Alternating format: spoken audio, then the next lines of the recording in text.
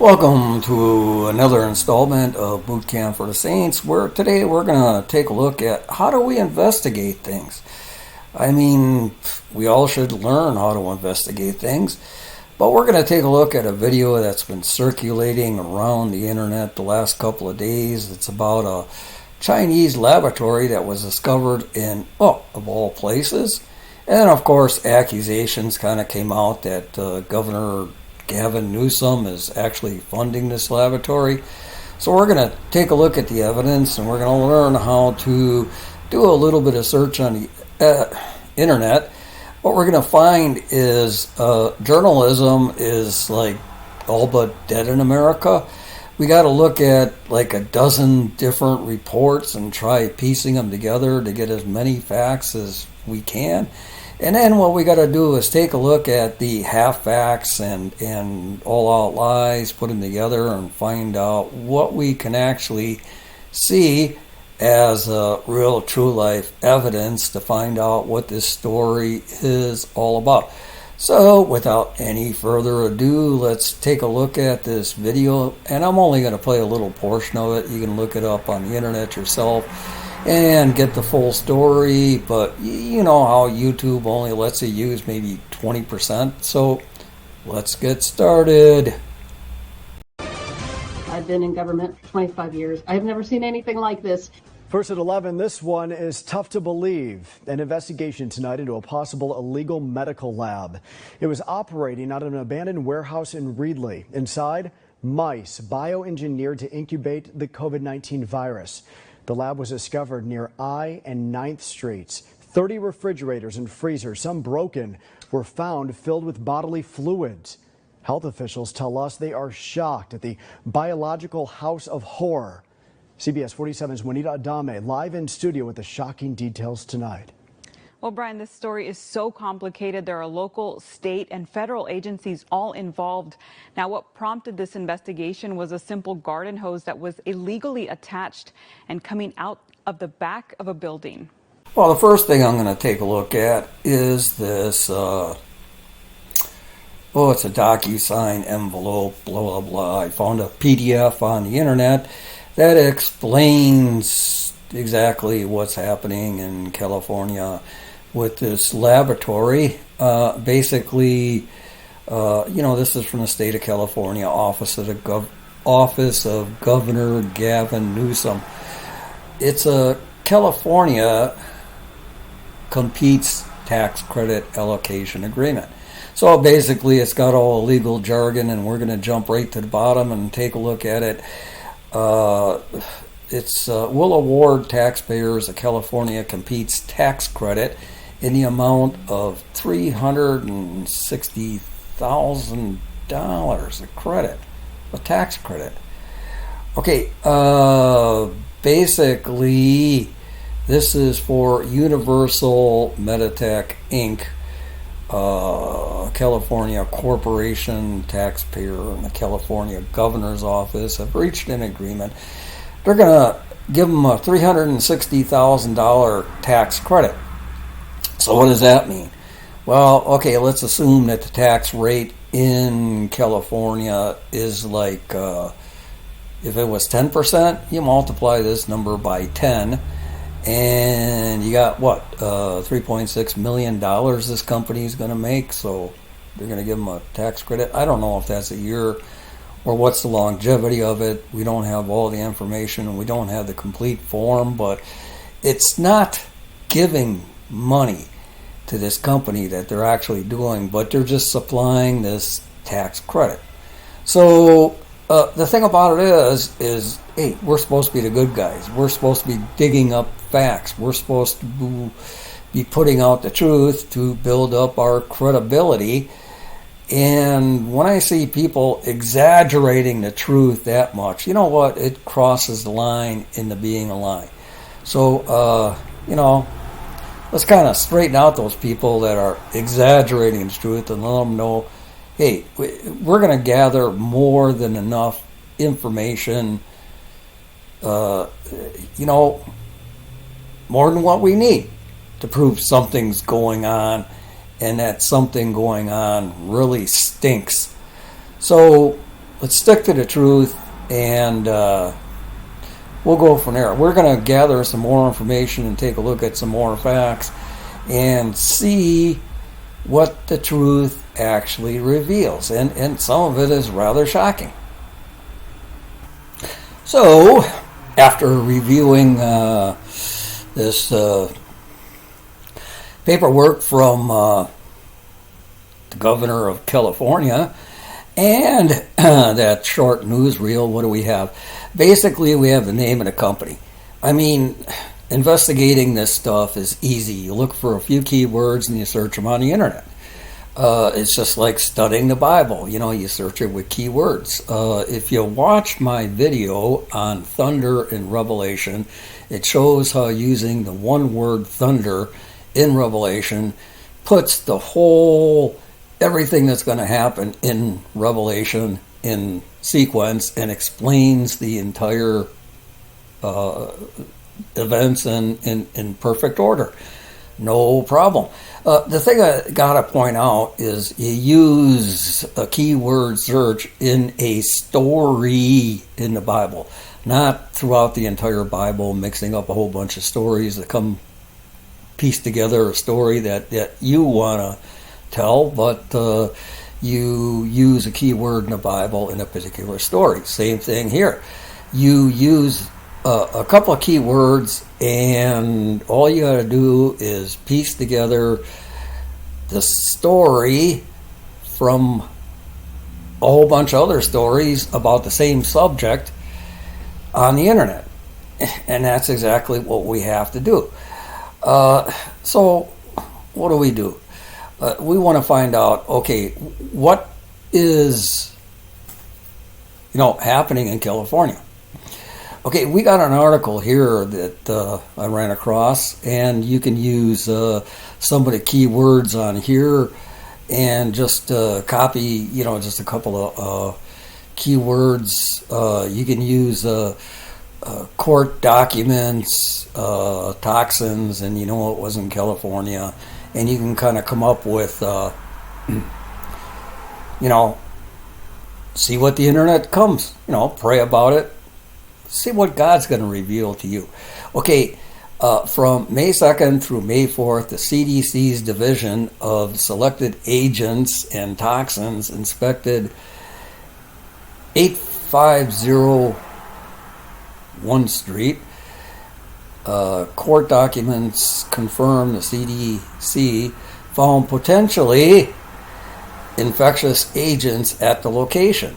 These included both bacteria and viral agents, including, I can't even pronounce these names, E. coli, Streptococcus, pneumonia, hepatitis B and C, herpes 1 and 5, and rubella. The CDC also found samples of malaria. Okay, what has been happening in the news? Another story that we could follow. You can go on from here. Go wherever the Holy Spirit leads you.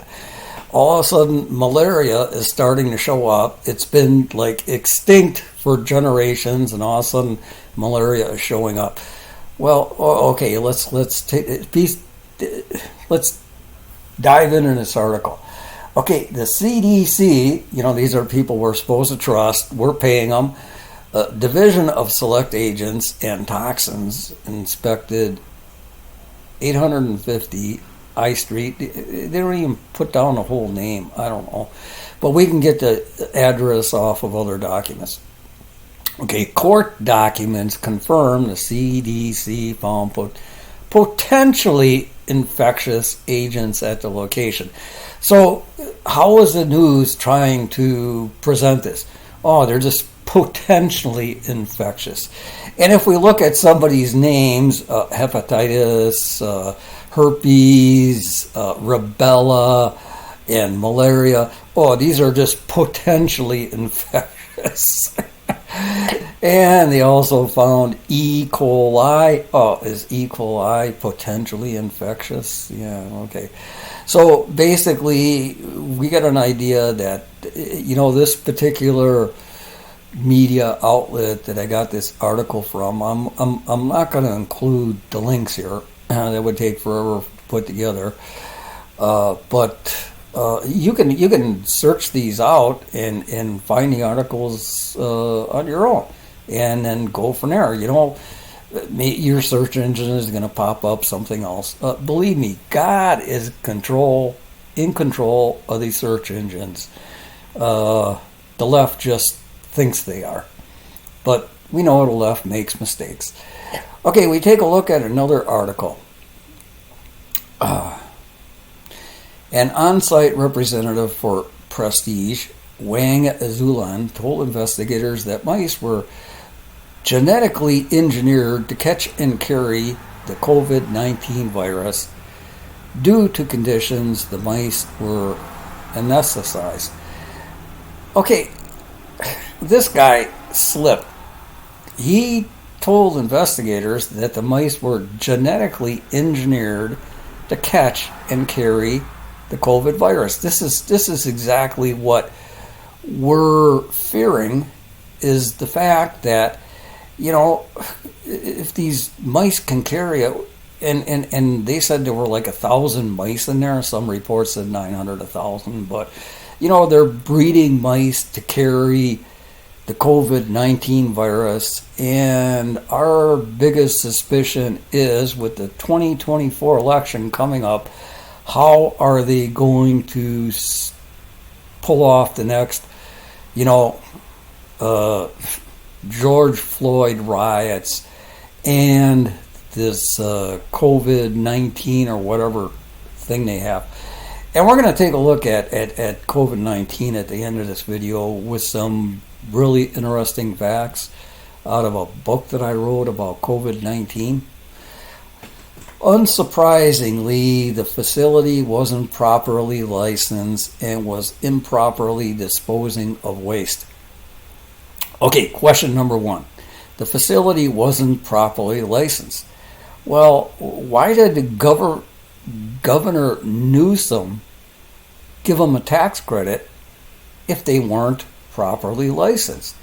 I mean, come on, let's take a look at California. I mean, they are crazy. But let's take a look back at California. I mean, they had Arnold Schwarzenegger as governor, and they had Ronald Reagan as governor. I'm sure as governor, they had introduced and signed bills that had something to do with properly licensing a company. And, with these tax credits, come on, we're not stupid. Even in California, I doubt if they would be giving a tax credit to a company that was not properly licensed. Let's use a little bit of common sense here. But this is the way they try introducing it, and we're gonna go through some more interesting articles that are gonna just prove that the left is lying through their teeth, and anyone with half a brain should be able to see through it. Okay, court documents. These are official court documents. I mean, this is old news. What already went through the court system.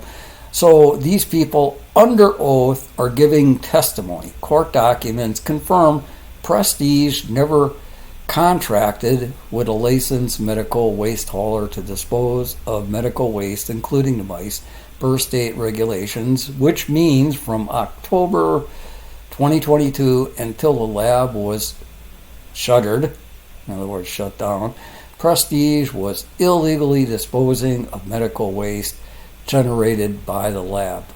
So what did they do with their waste? Is it in a landfill? Did they dump it on the streets? I mean, come on, we've all seen pictures of California streets. I mean, man, it looks worse than a third world country. And here we are, a Chinese company. Oh, we got to prove it was a Chinese company. Oh, okay. Well, we got a Chinese guy here that told investigators.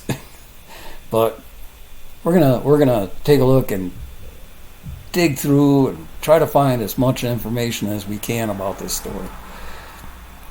Okay, a Fresno City Council member is calling for health officials to be held responsible for the operation of an illegal medical lab in Redley. Okay, so they're calling it an illegal medical laboratory. Okay. Council member Gary Bredfield held a city hall press conference Monday morning demanding to know why the county of Fresno and its health department did not inform the public of the discovery of the biological medical lab sooner. Good question. What do we find for an answer? Okay, the public has a right to know what did the Board of Supervisors know about the lab, when did they know it, and why they didn't inform the public, said Redfield, who is challenging Steve Borrell for his District 2 supervisor seat. Now don't forget, the guy asking the questions is on the city council. How come he wasn't in those meetings? You got to ask those questions, you know. And he's kind of doing his little campaign thing here, trying to look like he's concerned. I mean, this is California, keep in mind. So we got to put all these facts together and look at it. Look at all this evidence from different perspectives. Okay, this guy's running for office, and all of a sudden he's going to act like he's really concerned. Okay, Bredfield also wants to know if there are any current hazards to the public due to medical waste and infectious agents, and if there are any potential impacts to farms and the environment around the lab. Now, we got to look at what's missing. Did this guy talk to any of these agencies? He's asking the guy that he's running against, and they're both sitting on the city council, why this other guy doesn't know stuff, but did he talk to the other agencies? Did he talk to the police? Has he contacted the FBI? Is he going through the court records? Was he present at the court hearings? I mean, how concerned is this guy? He is also asking if there were any safety protocols in place at the medical lab. Well, has he or his staff investigated, okay, what are these protocols? You know, what's on the city laws, what's on the county laws, what's on the state laws, what's on the federal laws. And, you know, this guy doesn't share any of this information. So obviously it's beginning to look like this guy is, just making a campaign speech without doing any investigation. In other words, we've seen this from the left for years and years and years, since at least 2016. So, you know, do the math. We're used to seeing half answers, half truths, and exaggerations. Bredfield said the county, as well as the city of Fresno, must find out if there are any other illegal medical labs in the area. Well, isn't this guy paid by the taxpayers? Isn't he working as a city employee, paid by the citizens in this city of Fresno? How come he's not doing his job? You know, I mean, we see this from the left all the time. Let's not try to solve a problem. Let's not try to do any investigation on our own. Let's just blame everyone else. I mean, that's common politics, unfortunately. Okay, that phone call launched an investigation that would eventually involve the Centers of Disease Control and Prevention, that's the CDC, the FBI, the State Department of Toxic Substances, the State Department of Health, the City Department of Public Health, and would lead to the discovery of a lab that had been operating illegal in the city ever since October 2022. The FCDPH Director David Lucchini and the FCDPH Assistant Director Joe Prodro the amount of biological materials and chemicals, over 800 found at the lab, was a first. Okay, so basically, what's going through your mind? We see the CDC, the FBI investigating, and a couple of, local public health or county, or maybe these are state public health. I mean, basically, this is a shopping list of the agencies we really don't trust. So what are we going to expect they're going to find? He added, there is still an ongoing state and federal investigation into the lab. There were concerns a larger media announcement could hinder the investigation. Okay, they're sitting on 800 pieces of evidence.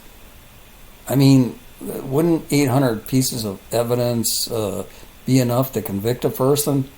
Well, I think Hunter Biden answered that question for us. So, but no, we don't want the media involved. We don't want to tell the media anything. We don't want to. You notice how they twist things around so that they keep us in the dark?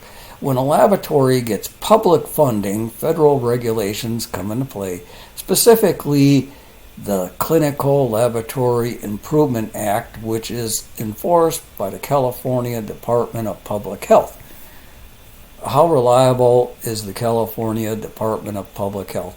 And they admit right here that, not only are they getting a tax credit from California, but they're getting public funding. The federal regulations coming. So basically, can we assume from here they're getting federal funding? In other words, our tax dollars are paying for this, but they don't want the media to cover it. They don't want us to hear anything because that could hinder the investigation. They've already went into the building, seized 800 pieces of evidence, and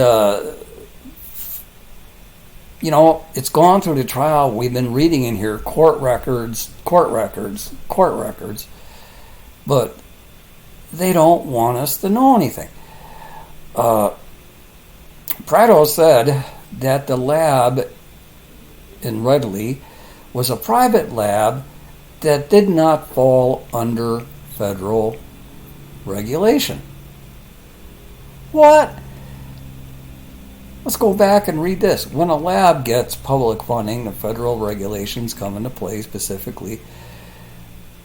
But this lab is a private lab. So are they getting federal funding? It says public funding. Any kind of public funding. Now let me see. Let's use a little bit of common sense here. Would a tax credit from the state of California come under the category of public funding? To me it would.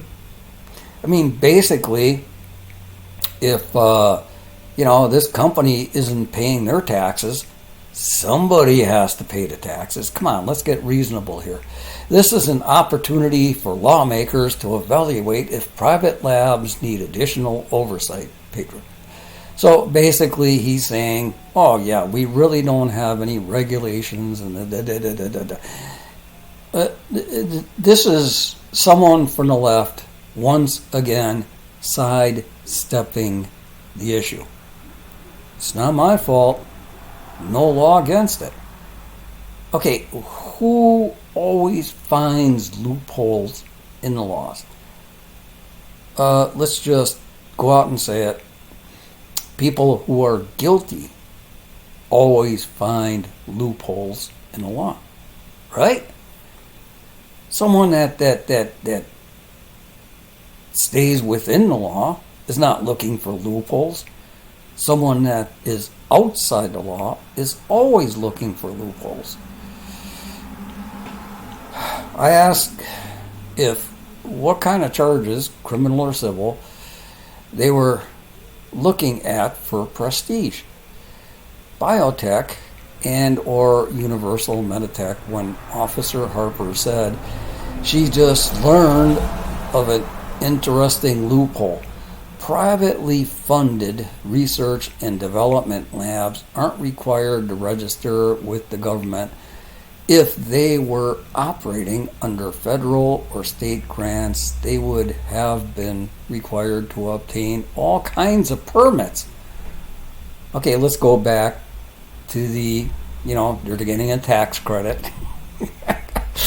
And supposedly Governor Newsom gave a tax credit to a Chinese company operating a biochemical laboratory in the state of California without obtaining any permits. Okay, something's up. Something really stinks. And what we're looking at is rock solid evidence.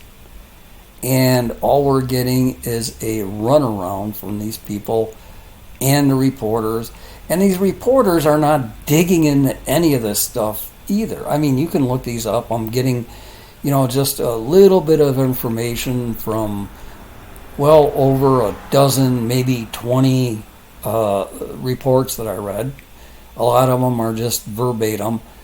But some of them are from court records and some of them are from discussions of supposedly concerned elected officials that are trying their hardest to sweep this under the rug.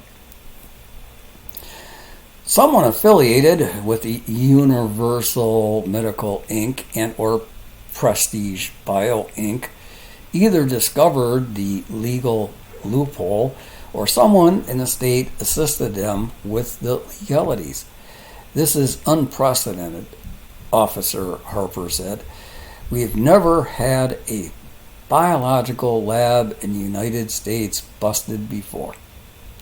They did their homework to figure out how to move from Fresno without licenses, she added. And we're going to look at that later. But just think of it. Realistically, there's two companies involved. We're going to see their relationship. And they've discovered some legal loophole, and they think maybe this officer in charge of the investigation thinks maybe someone from the state assisted him. Well, obviously, I don't know if you've ever applied for tax credits and grants and all this other stuff.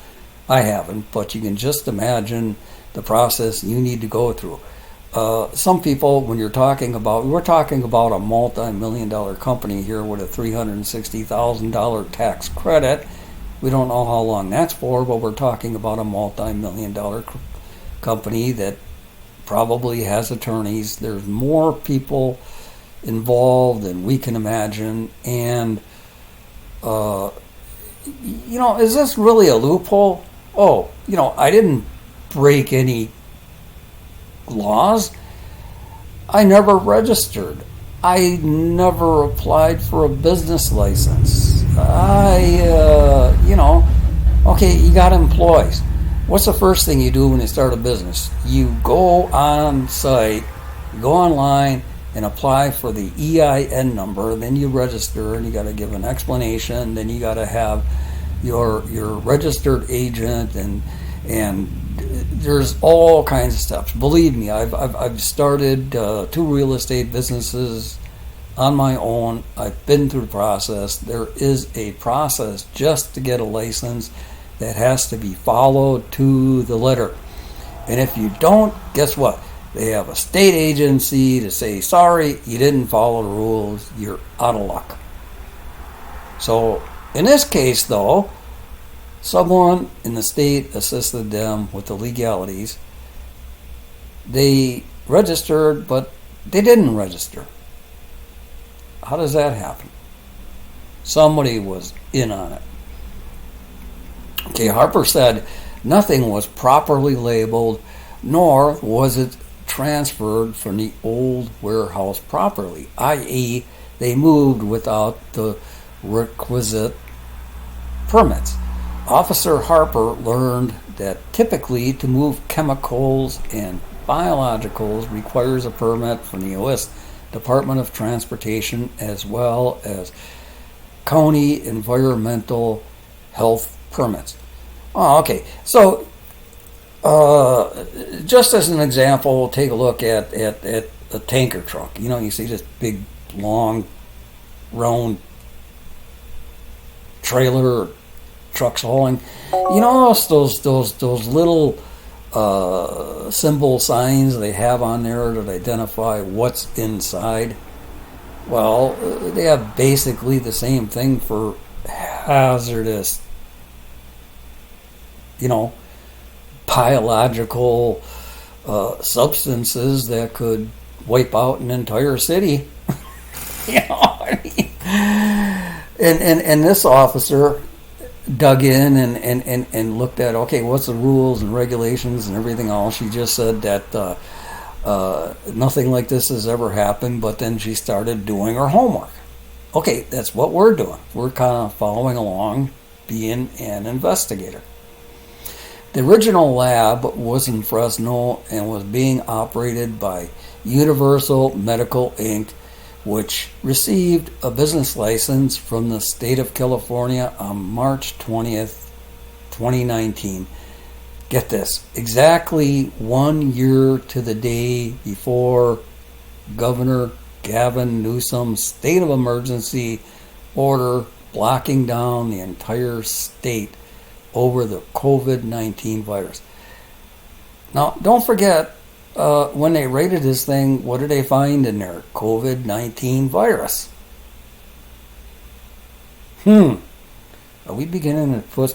You know, we're piecing things together, but I would say that would be speculation to say they were responsible for releasing the virus in California. But here they go. It says right here, they received a business license from the state of California. And we see they received a tax credit. So, you know, we're getting two different stories here that just don't jive. They found a loophole in the law because they weren't properly licensed, but in 2019 they were properly licensed. You see, the left always screws up. They never can get their facts straight. That's why we see so much evidence mounting on Joe Biden and Hunter Biden and Schiff and Pelosi and all these other people, because they are so overconfident they just screw up. Or, you know what, let's take a look at it from another aspect. God wants us to see this evidence. Okay. Redley Chinese COVID lab received tax credit of $360,000 from Governor Newsom's GoBiz. And the CDC conducted found more than 800 chemicals at the site and over 20 infectious agents. See, this article is August 2nd, 2023. It's a more recent article. But, you know, I mean, this guy, Adina, guy or girl, didn't even proofread the subheader on here. So, okay, this is kind of news reporting we get. Okay, and here we go. We've got this again. $360,000. So we got proof that that's what they got. You know, they weren't being funded, but they did get a tax credit. And we know at one point the business was registered exactly 1 year to the date before the COVID lockdown. Okay, let's take a look at what we can find on this company. So we just take Prestige Biotech Inc. and put it in a search engine, and this pops up. One of the sites. Okay, Open Corporates. Here's a company number for them. Native company number. Okay, status is active. Incorporation date, the 3rd of April, 2019. Okay, that kind of jives. with what we found. It's a domestic corporation. It's actually registered in Nevada. And its agent name, this is more likely to be the registered agent. And a registered agent, in simple layman's terms, is if the state cannot get a hold of the actual owner of the business or board of directors or whatever, they got to get a hold of them and talk about their taxes or something. They'll get a hold of this registered agent. A registered agent is responsible for keeping track of their mailing address, phone number, all the other stuff. So Barry Zhang is a CPA and Associates LLC, and they give the agent's address in California. And directors and officers, there's 17 officers available. So you got to log in and pay a fee to see the officers' names, but I didn't really think it was that important. What is Prestige Biotech? Prestige Biotech has been operating the unlicensed and unregulated laboratory since October 2022, according to the court documents. Okay, what do they mean by unlicensed and unregulated? Basically, you can apply for a business. So you can get the EIN number, and you can get the business name registered and all this other stuff. But you got to go through a whole different process to get licensed. So basically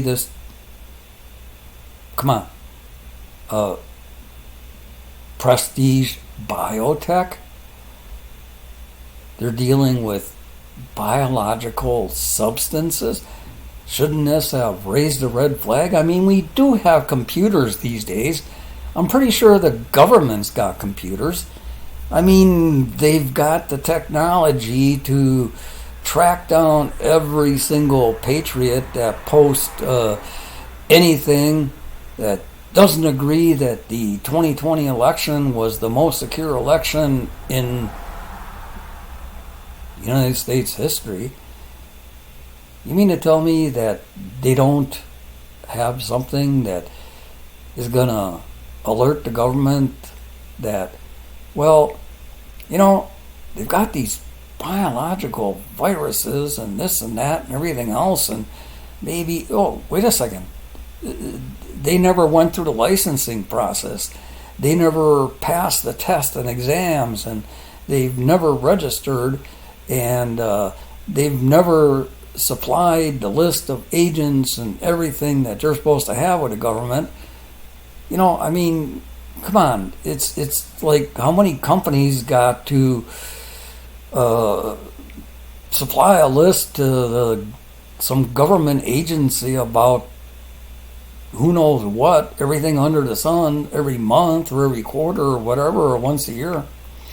Okay, emails between the city officials and Zingqin Yao, the company president, showed that Prestige Biotech had assumed assets from the now defunct company Universal Meditech Inc. Prestige Biotech was a creditor to UMI and became its successor, court documents said. Okay, so supposedly this Universal Meditech was registered, did have a license and everything else. Now this company, Prestige Biotech, takes them over, and here we go, another, Chinese company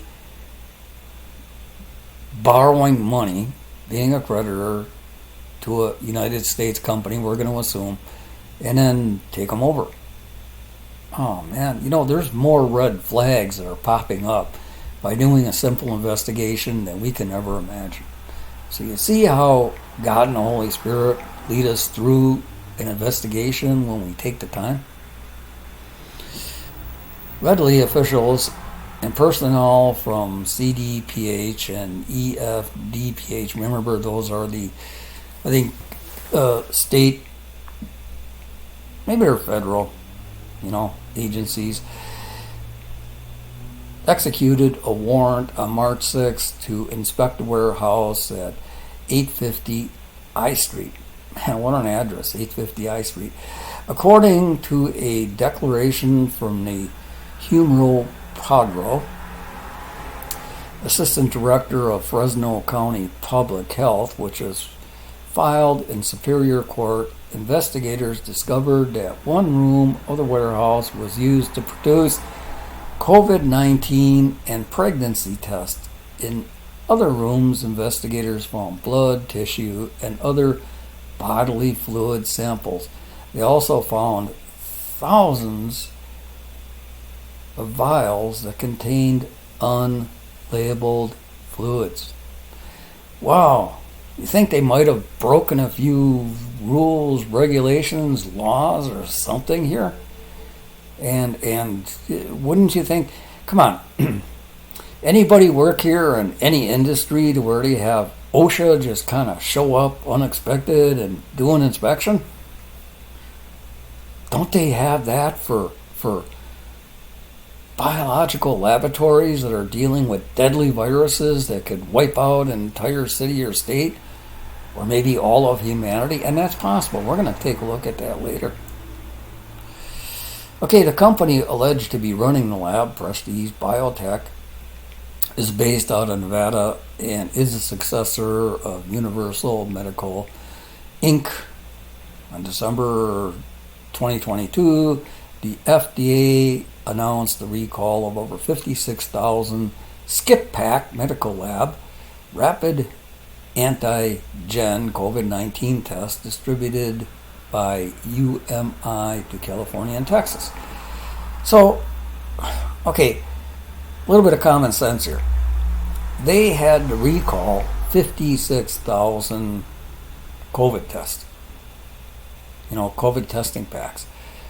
You think with that kind of recall that maybe they should have raised a couple of red flags and called for a visit to take a look at this laboratory?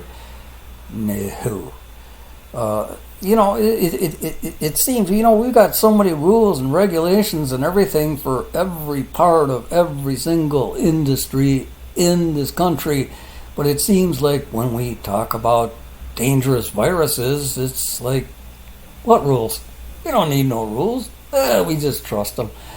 Especially when they're Chinese companies operating in the United States, there's no reason to investigate anything. Another representative of Prestige Biotech, David He, dodged questions regarding accountability and ownership of the company and whether or not they were properly disposing of the hundreds of dead mice. Prestige would not confirm if the biologics contained in the lab were theirs. Well, let me see. Isn't there an old saying, possession is 9/10 of the law?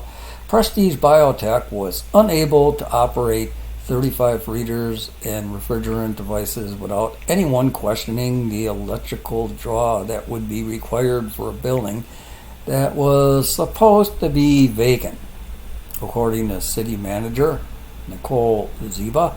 Now, she's doing a little bit of thinking. Got to give her credit where credit's due.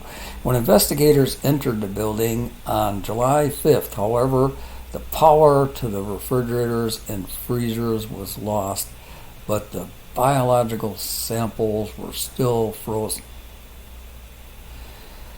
Court documents show that 48 containers, approximately 44 gallons per container, wow, I mean, that's a lot, full of biological material and medical waste were removed on one day and another 31 the next day, for a total of 75 containers full of biological materials and medical waste.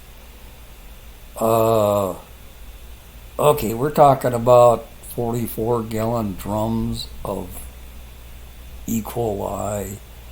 What were some of the other things? Hepatitis, COVID. I mean, so this stuff is sitting right in a quiet little neighborhood in the middle of Fresno, California, owned by a Chinese company. But no, nothing to see here. Nothing to see here. And don't forget, we had a long laundry list of our most trusted federal agencies went in there, and what they say? Nope, nothing to see here. As a matter of fact, we don't want the press to cover it. Could, affect our investigation. Well, they're already in court. The investigation, usually you follow an investigation before you get into court. I mean, there's the Perry Mason. You still do a little bit of investigating here and there, try to turn over that one piece of evidence that's gonna, remove all doubt. But okay, let's go on to the next one. Why is 3900 North Beltina Lane noticeable?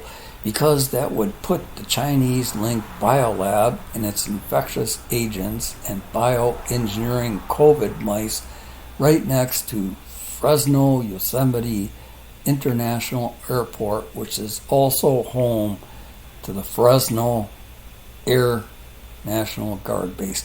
Okay, this is a different address from that, what was it, 8900, 8300 I Street or whatever. So we got to do some investigation to find out how come we're seeing two different addresses here. Is one just being kind of coded address for court records, and is this the real address? I don't know. You have to take a look at it, but you can search this one on your own. Just enter in 3900 North Platella Lane and find out, say what you find out about it. Is it really next to the airport? And don't forget, we go back to COVID-19 in late 2019 when the virus first showed up. What even the left media was saying, because this happened so close to an airport, people were getting on planes and circulating it throughout the entire world at record pace. At least that's what they told us. That was even the left news. Okay, I'm going to get into a little bit of a book that I wrote called COVID-19 Under Fire. And basically, when I wrote that book, it took a couple months to put it together. You talk about doing investigating. I'll tell you what, try investigating something and doing a little bit of prayer, and all of a sudden you start coming up with keywords to search you would not believe, and it turns up evidence. I mean, this book contains the names of some of the key players. We know Fauci, but there's other key players that have been developing deadly viruses. It explains how they combined bird flu and swine flu, and what their goal was to piece together, genetically splice together the ultimate killer virus. And take a look at the evidence we know about COVID-19 so far today. It also contains an article. I think they looked at 850,000 species of animals and could not find a trace of COVID-19 in any of them. So basically, COVID-19 exists only in humans and not any animal species whatsoever, which is completely unusual. I also looked back and then found out back in the 1400s they were able to trace down viruses to the host carrier. Was it a pig? Was it a mouse? Was it a rat? Was it a horse? Was it a bird? Was it a goose? They were doing this for well over 600 years, but all of a sudden, with all our technology, we can't find the host for COVID-19. And COVID-19, it must have taken some amazing genetic engineering to develop a virus that only affects humans. But the book also contains an article I found to where a U.S. Air Force general had a meeting in Congress and introduced the advances that Russia has with biological weapons and the need for the United States to stay ahead of the game. Anyway, we all know that military's been looking at how can we wipe out an entire population of a city without shattering a single window, you know? And are we on the verge of doing that? So Democrats condemned every question in the 22 election at every turn. There is a direct parallel between the methods Democrats used to bury every question on the 2020 election and questions on the relationship between COVID-19 and the Chinese laboratory. Democrats and the media have been using the exact same methods to bury both stories as quickly as possible, and a year later we have more questions than answers on both stories. Tell you the truth, I can't remember if I copied this one out of the book I wrote or if this is a comment somebody made on the internet that just happened to show up in one of the news stories, but I think we're all on the same page and we all agree. Basically, how do we know that the 2020 election was the most secure election in U.S. history? Well, that's pretty simple to explain, because everyone that disagrees is in prison. So, that's the evidence. Given these uncertainties, important information and insights can come from generating a potentially dangerous virus in a laboratory. The question is whether benefits of such research outweigh risks. The question is not simple. A highly pathogenic bird flu virus transmitted in humans can arise in ways not predicted by laboratory studies.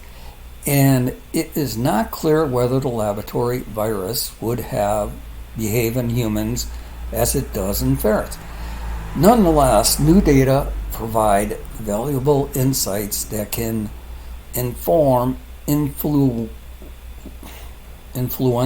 preparedness and help delineate the principles of virus transmitting between species. Okay, I think this is an article, and I think basically what they're doing is quoting, I think, Fauci, who actually I've got a request for grants that Fauci submitted way back, I think dating back to 2011 when he was a scientist, and he needed funding to, in essence, create the most deadly virus the world has ever seen. And they try to make it all look flowery and everything. Oh, we just got to do this to help humanity, and just in case this ever happens, we got to be ready. But the book also contains history of viruses and how over hundreds of years, how far did those viruses actually advance on their own? We know they mutate as they cross the world. Remember talking about the old swine flu and Chinese flu and all this other stuff that was, we can go back 20 years. And the thing about it was they were trying to create a vaccine so that by the time it hit the U.S., they could pass out the vaccine and people would be, protected against the virus. So we know there's minor mutations, but how severe are those mutations? If you look at it, viruses can mutate, but only to a very, very small, minor degree. not to the extent that we see in COVID-19. And the book covers all of that stuff.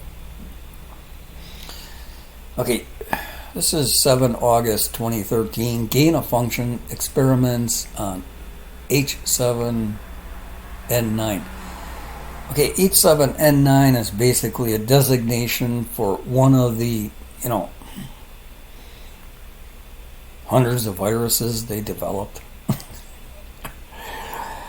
So, these H means something and N means something, but it's explained in the book.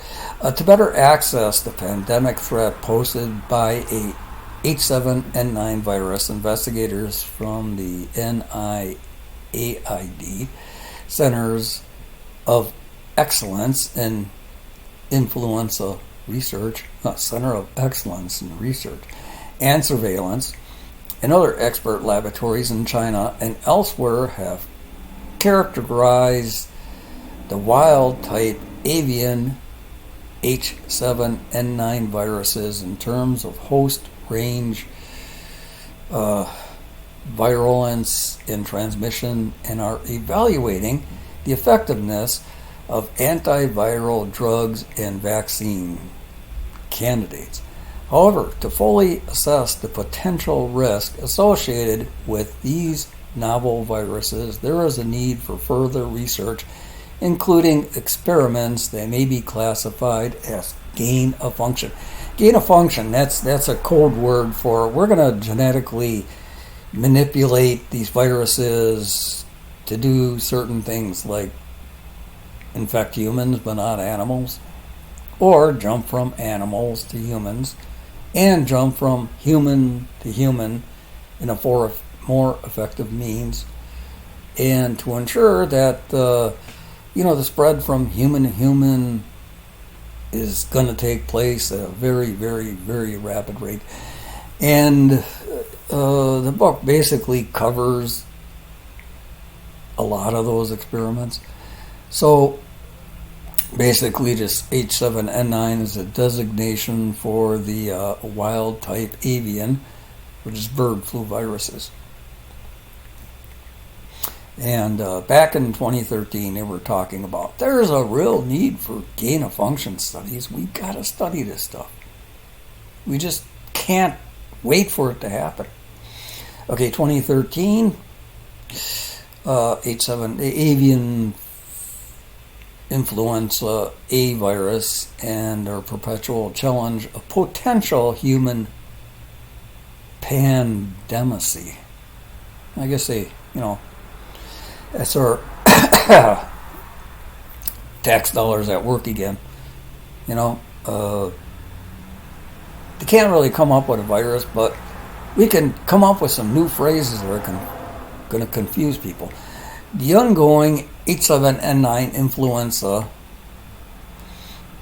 epizootic in China once again presents us questions about the origin of pandemics and how to recognize them in early stages of development. Over the past 135 years, H7 influenza viruses have neither caused pandemics nor have recognized as having undergone human adaptation. Okay, so here we are, 2013. The scientists are telling us that this bird flu never caused a pandemic and was never able to adapt to infect human beings. Yet several unusual properties of these viruses, including their poultry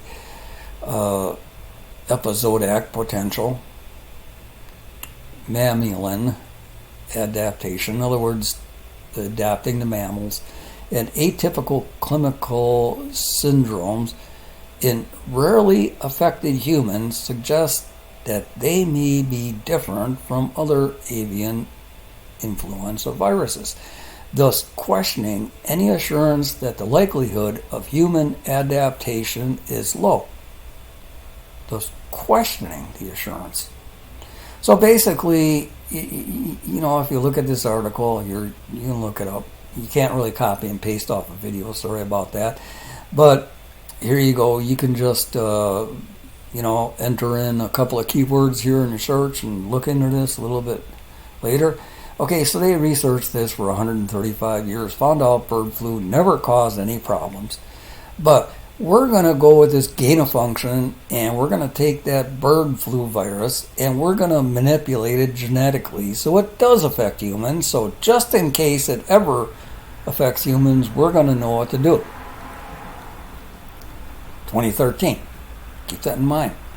Okay, the question is whether benefits of such research outweigh risks. The question is not simple. A highly pathogenic bird flu virus transmittable in humans could rise in ways not predicted by laboratory studies, and it is not clear whether this laboratory virus would behave in humans as it does in ferrets. In other words, you got to read the book and the whole story. They've been investigating genetically altering bird flu and passing it on to ferrets, through different means, shots through their nose, different ways, and studying the effects on ferrets. But man, studying ferrets is not good enough. We got to have human subjects. Nonetheless, new data provide valuable insights that can inform influenza preparedness and help delineate the principles of virus transmission between species. In other words, this has never, ever, ever, ever, ever, ever, ever, ever, ever, ever, ever, ever, ever happened in human history where bird flu actually was a threat to humans. It couldn't be transmitted to humans. It had to be genetically altered to test it in ferrets, which is supposed to be kind of close to human anatomy or whatever. Anyway, you read these whole studies, there's a lot of interesting information on here. It could never happen on its own. Oh, but it did. COVID-19. Okay, the problem is their mutated H5N1 could also cause a pandemic if it ever left the lab. Okay, in Science magazine, Fauci, this is one of the guys involved, is Fauci. Him and Fauci used to work together.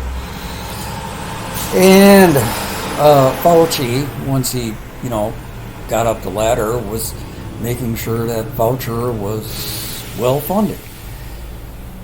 Fauci himself called it probably one of the most dangerous viruses you can make. In other words, this is a laboratory fabricated virus that is the most dangerous virus they could make. H7N9 is another kind of avian flu like H5N1. The CDC considers it the most likely flu strain to cause a pandemic. So in other words, they're just going off speculation. We think it could mutate on its own. We think it could. Even though 135 years of research says it can't, we think it could. That's the science we're supposed to trust. In human outbreaks that occurred between 2013 and 2015, it killed a staggering 35% of known cases. If H7N9 were to have all 5 of the gain of function mutations Fauci had identified in his work with H5N1, it could make COVID-19 look like a kitten in comparison. In other words, COVID-19 was just a warning. And I also wrote a book, COVID-19, a warning to come, of what's to come. It takes more of a biblical view of what's controlling these people's minds and where they're getting their ideas from. But anyway, we know, we have evidence that there are much more deadly viruses than what they decided to release in 2019. And exactly what did they find in that laboratory in Fresno that was so secretive? But this is an unconvincing technology. Other bat coronaviruses have already caused 2 deadly diseases, SARS and MERS. And other coronaviruses regularly circulate and infect humans that cause the common cold. It isn't a stretch to think that a different coronavirus could become dangerous too, particularly if used in an experiment designed to manipulate a virus that humans have never encountered to see if it could acquire the ability to affect humans. So this is basically, a little article out of Wuhan lab in China, and what they're really looking into. They're combining viruses that we know are deadly, that have proved to be deadly, and they're mixing them in. You notice how the conversation changes from avian or bird flu, and actually, swine flu is thrown in there to, oh yeah, well, this virus most likely came from a bat. Well, they all contain viruses, and they never mutated between one another until scientists started getting paid to genetically splice them together. Okay, let's take a look at Dr. Fauci, 2011. A deadly influenza virus has circulated widely in birds in recent years, disseminating flocks, but rarely spreading to humans. Nonetheless, because of its persistence in bird flocks, this highly pathogenic avian influenza virus has loomed as a major public health threat. Seasonal influenza kills less than 1% of the people it affects. In contrast, human infections with H5N1, though exceedingly rare, are fatal in more than half of cases. Should this virus mutate in a way that allows it to be transmitted as efficiently among people as seasonal influenza viruses are, it could take an unprecedented toll of human life. Okay, this is Dr. Fauci back in 2011, and like we all pointed out, criminals slip up. We read in the other article, H5N1 was made in the laboratory by his friend Fauci.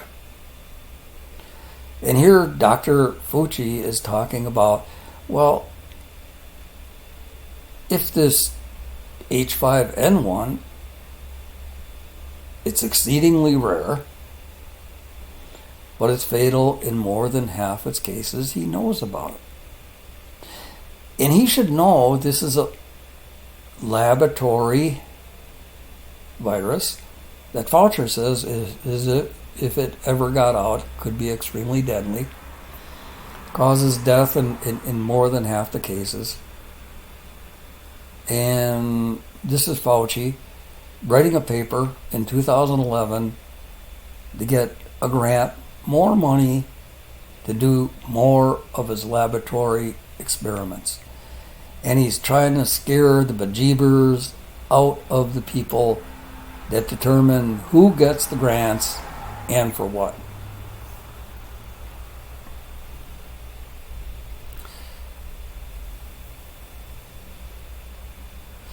Okay, a little bit more on this article. A deadly influenza virus was circulated widely in birds and recent. Okay. Oh, I just wanted to highlight this. The seasonal influenza kills less than 1% of the people it affects. In other words, we all remember, you catch the flu. It's a 12-hour flu, 24-hour flu. You get over it. Maybe it'll last a week, 10 days, but you get over it. And all of a sudden we got these deadly viruses floating around after the scientists have been getting millions of dollars in grants to perfect the perfect killer virus. Therefore, after reviewing and approval, we propose to perform experiments that may result in gain of function. Fauci sought funding for gain of function experiments which simply develop new strains of viruses for experimental purposes. Simple. Nothing to worry about here. Nothing to see here. The threat of a worldwide pandemic with loss of human life was a small price to pay for the information scientists hope to gather. So basically, killing off all the people they did by releasing COVID-19 in the general public is just a small price to pay to protect the rest of us.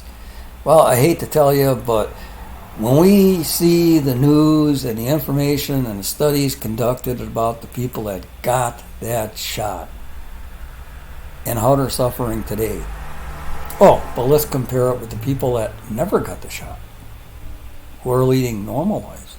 I mean, what are these scientists doing? You know, Fauci right here, just to get funding, is telling the people on the board that, a worldwide pandemic with loss of human life was a small price to pay for information scientists hope to gather. Does this sound like a science fiction movie gone awry? I mean, realistically, this is happening in real life, and we got to do something about it. When we put timelines together, we can see how developments in laboratories are generally followed by limited outbreaks of the virus in small urban populations in China. Not once, but a series of outbreaks within months of every major breakthrough in the laboratories. And I covered this in a chapter where Fauci and these other two guys that are heavily involved, they get a major breakthrough in a laboratory. Most often in the Wuhan laboratory in China. And he announced a major breakthrough. Within 1 to 2 weeks after the announcement of that major breakthrough, and they're going to announce it, they love to brag about their achievements, because the more they brag, the more money they get. But they're not that bright. And I found news articles that this exact every single step produces different symptoms in people. Either some kind of strange heart disease, water on the heart, water in the lungs, pneumonia, brain damage, damage to the spine, or whatever. Each one of these viruses that they develop has a different symptom. And they'll brag about developing these viruses. And I'm not kidding you. Within a week or two, after they do their press release on what they achieved in the lab, that exact same virus with the exact same symptoms has shown up in some small, isolated town in China with a population of maybe a few thousand, and wiped out half to 2/3 and almost the entire village in China. They have been experimenting on humans. I don't know. I don't have the evidence. I'll tell you what, I put all of this information together, all of these facts, all of these articles. I sent it out to some of the most important people in the government, and I thought they were people that we could trust. I thought they were patriots. Sent it out to them. You know what? I never heard a word back. And I haven't seen anything discussed in Congress. But now I'm thinking about, I haven't sent it off to all the great patriots, and now I'm coming to mind of maybe one I missed, and maybe she'll do something with it if she's not too busy gathering information on the election and Hunter Biden. You know, that's like a full-time job.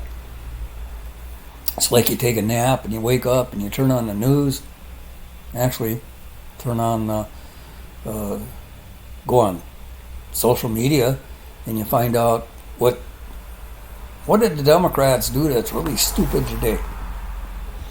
Okay, based on SARS and MERS experiences, when the virus becomes capable of human-to-human transmission, it takes weeks to evolve as it spreads through the population, and most contagious forms of the virus dominated. But with COVID-19, the virus was pre-adapted for human-to-human transmission from the first patient, Coy says. Specifically, he said, the part of the virus that interacts with human cells was 99.5% optimized. You know, when you look at all these experiments, put the full story together, you find out that COVID-19 was a combination of bird flu, swine flu, SARS, MERS, all of these put together. They took the best parts out of each of them, and you heard probably a little bit about the COVID-19 that developed these hooks, and they actually hook on to the human cells and then mutate human cells and all that stuff. They have specific ways of hiding or camouflaging themselves from the immune system, you know, our antibodies in our immune system. And there's a whole bunch of other stuff that this is a man. COVID-19 was a man-made virus, no doubt about it. And once again, we got an article out of the Wuhan lab in China.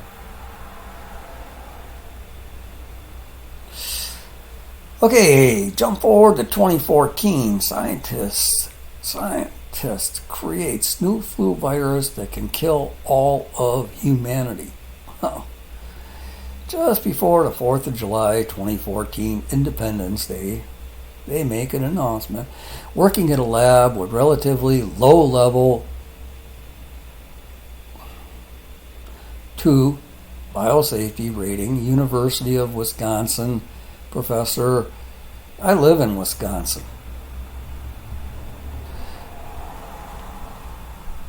Yoshiro Kawaka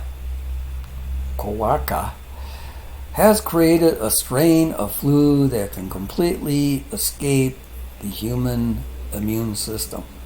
The newly genetically engineered virus is based on H1N1, which may have killed 500,000 people just 5 years ago. Most people today have a level of immunity to the H1N1 flu, which is now regarded as a relatively low threat.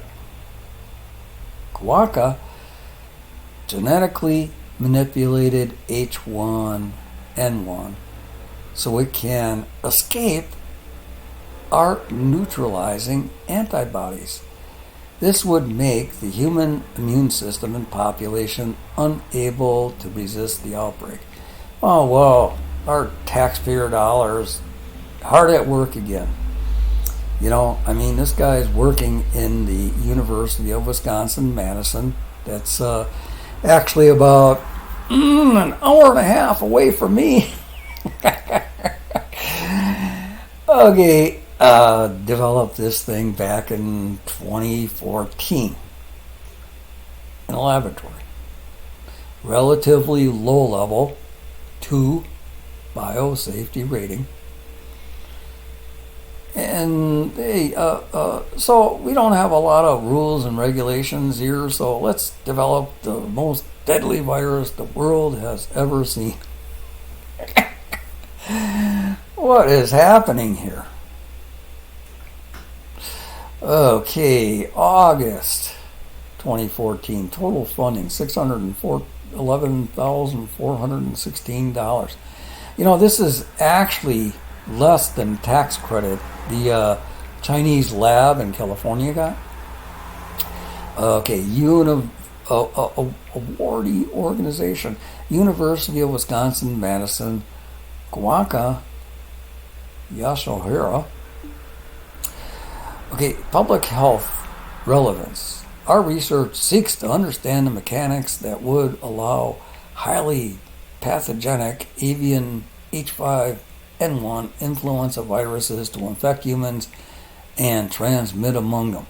This information is critical for basic research in the public health sector to monitor circulating and newly emerging H5N1 strains for their pandemic potential and to develop countermeasures to reach viruses. So what is this telling us? Okay, basically, we don't know what designation the H1N1 virus that this guy kind of genetically engineered to become the most dangerous virus humans have seen up until 2014. But now they're getting funding to see exactly how it spreads from human to human. How are they doing that? Seems like we're just getting filled with questions that really need to be asked. Okay, then we got another one in 2016, another $605,206 to the same guy, public health relevance. Our research seeks to understand the mechanics that would allow highly pathogenic avian H5N1 influenza viruses to infect humans and transmit among them. Okay, so what's the plan here? $605,000 to take a flu virus, put it out in the public, and then see how quick it spreads and how many people it kills? I mean, all right. Are we reading and understanding this? I mean, you can look these up yourself, look at the whole article, but what's the plan here? Okay, 2015. Imperfect vaccination can cause the transmission of highly virulent pathogens. Could some vaccines drive the evolution of more virulent pathogens? Conventional wisdom is that natural selection will remove highly lethal pathogens and host death greatly reduces transmission. Vaccines that keep host alive but still allow transmission could thus allow very virulent strains to circulate in a population. Here we show experimentally that immunization of chickens against Marek's disease virus enhances the fitness of more variant strains. So what are we getting out of this article? Let's follow the science. Science is our God. Well, if the virus kills people, that's bad because it kills the people and it can't jump from one person to another. So we got to develop a virus that doesn't kill the people and spreads from person to person. Oh, we're gonna experiment with that on chickens to see how that's gonna work. And then what do you do with the chickens? Well, maybe that's why they don't want us to get any information out of that Chinese laboratory in Fresno, California. And how they disposed of their mice. Now, keep in mind, chickens are birds. They have a higher metabolism, a higher body temperature, and when viruses jump, and they can jump from birds to humans, but the viruses cannot survive at our lower body temperature. And there's articles in that book about that too, to explain everything. But mice have a temperature, because they're mammals, much closer to the human body temperature, and there's more potential, supposedly, theoretically, but realistically, as we saw in some of the studies that prove that it is nearly impossible, and it's very rare for viruses to jump from one species to another species and actually survive. Viruses, God cuts them off. It's humans that genetically try to make them function beyond the rules of nature. Okay, infectious agents can rapidly evolve in response to health interventions. Here we ask whether pathogen adaptation to vaccinated hosts can result in the evolution of a more violent pathogens, defined here to mean those that cause more and faster mortality in unvaccinated hosts. Okay, isn't that what you're trying to do? Get everybody to take the shot. Hopefully that shot will give them a virus that can be passed on to people that didn't take the shot and kill off all the people that are unvaccinated. Come on now. Are they really experimenting with this? Continued studies revealed that the use of a faulty vaccine was the key to spreading the man-made H7N9 virus from human to human. These studies also show the vaccinated individuals were able to spread that man-made virus to unvaccinated individuals, a goal Dr. Fauci wrote about in 2011 and 2013. So what do we get from all of this? The deeper we start digging into this, the more we start finding out. I mean, that book I wrote about COVID-19 Under Fire, I mean, realistically, it really frightened me. And just to sum it all up, is basically we are screwed as a human race because there are more laboratories all over the world that have a stockpile of the most deadly viruses, and also looked at laboratory security or the lack thereof. And you know how they transport these viruses? Common carrier. Hey, call your Uber guy, give him a case to deliver across town, or long distance, get on a plane with a deadly virus in a briefcase. And you know what? I ran across articles that quite a few times terrorists or organizations from a couple of countries that we really don't want to have these viruses found out about the transportation of these deadly viruses and basically caught up with the person that was doing the transportation, the transporter, but he wasn't like, what's his name, Jason Sultan. They just basically shot and killed the guy, took the virus, and this has happened quite a number of times. So these viruses are all over. This is way past the point of ever hoping to control these deadly viruses. Basically opened up the Pandora's box, and we're at the mercy of who's ever in charge. The only thing that's saving us is realistically, and we've seen it with COVID-19, they released the thing, it got out of control, started killing off a whole bunch of people, most of them with heart disease or lung disease or underlying factors and all that stuff, but it was killing a lot of people, shortening their lives.